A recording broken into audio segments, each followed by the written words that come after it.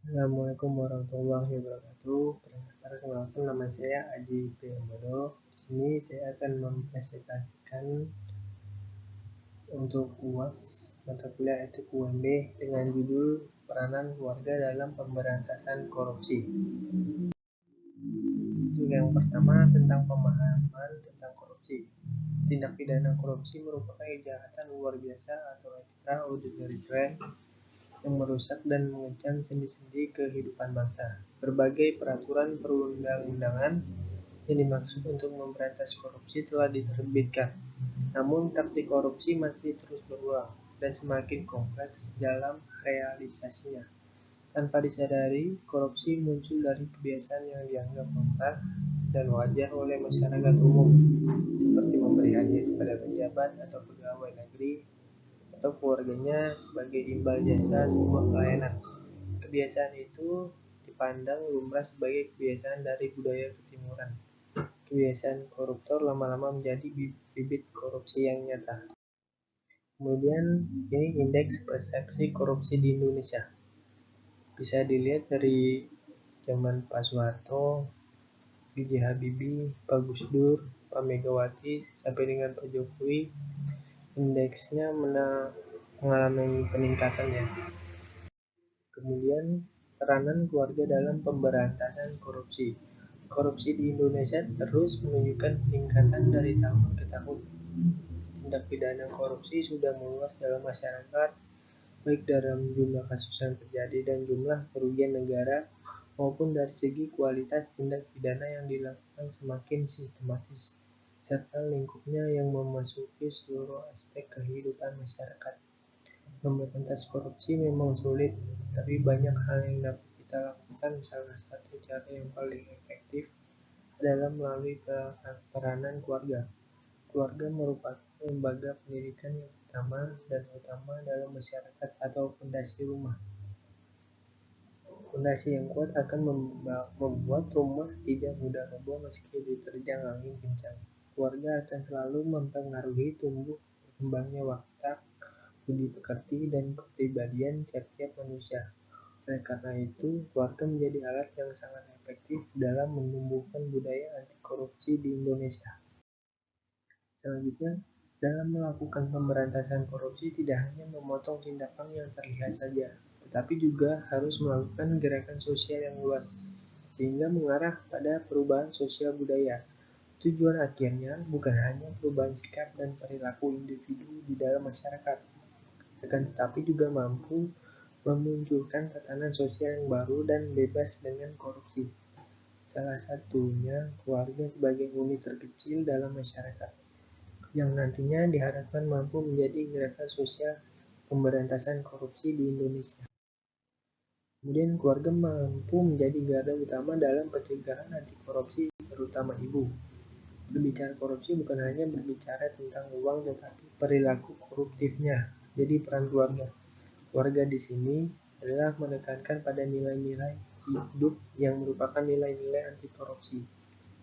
Sehingga diharapkan nantinya keluarga menerapkan edukasi anti korupsi pada anak-anak sejak dini. Maka nantinya nilai dan norma yang tertanam akan terus dipegang dan dilaksanakan sampai dia dewasa. Dalam hal ini keluarga, terutama orang tua, diharapkan mampu untuk terus menjalankan fungsi keluarga seperti fungsi sosialisasi nilai, fungsi afeksi, dan fungsi identitas sosial. Karena ketiga fungsi ini dirasa sangat penting untuk menjadikan generasi Indonesia di masa yang akan datang menjadi generasi yang jujur. Kemudian contoh tindakan koruptif pada keluarga. Tindakan koruptif ini berkaitan dengan perilaku, contoh misalnya seorang anak punya waktu untuk istirahat dari jam 12 sampai jam 1 siang hari. Tetapi sesampainya bel masuk, anak tersebut tidak masuk ke kelas tetapi malah jajan dan bermain dulu. Atau terkadang anak-anak suka menyerobot tempat antrian ketika ingin bermain dan jajan. Hal sederhana itu juga merupakan salah satu perilaku koruptif. Maka dari itu orang tua sangat berperan mengajarkan nilai dan norma yang benar terhadap anak. Tidak bisa dipungkiri bahwa hanya sedikit orang tua yang mengajarkan kejujuran pada anaknya. Kejujuran yang dimaksud adalah bagaimana kejujuran itu dipraktekkan dalam kehidupan sehari-hari. Orang tua harus memberi pemahaman bahwa korupsi adalah mengambil hak orang lain untuk kepentingan diri sendiri, dan tindakan koruptif sendiri adalah bentuk atau evolusi dari perilaku-perilaku koruptif sejak kecil. Keluarga yang benar-benar melaksanakan fungsi keluarga dengan tepat dan baik nantinya akan mampu menciptakan generasi yang memiliki kepatuhan normatif, dan kepatuhan inilah yang mampu menjadikan generasi anti korupsi. Peranan keluarga memang sangat perlu, terutama dalam mengatasi korupsi. Contohnya, peranan orang tua yang tidak memberikan barang-barang yang tidak berguna yang dapat membuat karakter anaknya menjadi rusak. Dalam hal ini, penting bagi orang tua agar mengarahkan anaknya hidup mandiri, sederhana, dan membiasakan hidup yang jujur. Orang tua juga harus mengajarkan anaknya bagaimana hidup yang kerja keras. Membiasakan hidup sederhana tentu akan bisa mengembalikan rasa syukur kita dan cukup terhadap rezeki yang telah diberikan oleh Tuhan Yang Maha Esa. Peranan keluarga memang sangat perlu, terutama dalam mengatasi korupsi. Contohnya, peranan orang tua yang tidak memberi barang-barang yang tidak berguna yang dapat membuat karakter anaknya menjadi rusak. Dalam hal ini, penting bagi orang tua agar mengarahkan anaknya hidup mandiri, sederhana, dan membiasakan hidup yang jujur. Orang tua juga harus mengajarkan anaknya bagaimana hidup yang kerja keras. Membiasakan hidup sederhana tentu akan bisa mengembalikan rasa syukur kita dan cukup terhadap rezeki yang telah diberikan oleh Tuhan Yang Maha Esa. Kemudian, peran yang dapat dilakukan keluarga. Keluarga adalah sekolah anti korupsi yang paling baik untuk anak.